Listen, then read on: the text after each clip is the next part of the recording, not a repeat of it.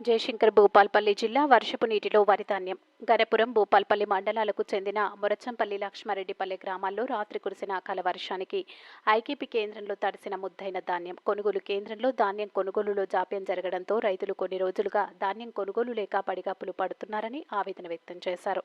తడిసిన ధాన్యాన్ని వెంటనే ప్రభుత్వం తరుగు లేకుండా వెంటనే కొనుగోలు చేసి రైతులను ఆదుకోవాలని వారు వేడుకుంటున్నారు.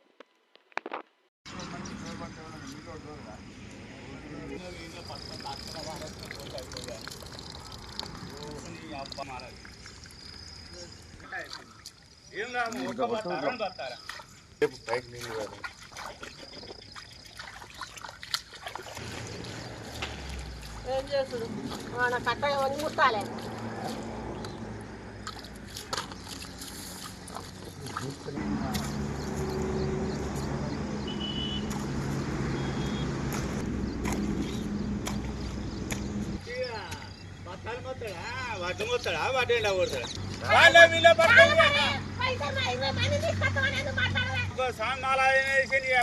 పోయి భద్రాచలం అయిపోవాలన్నట.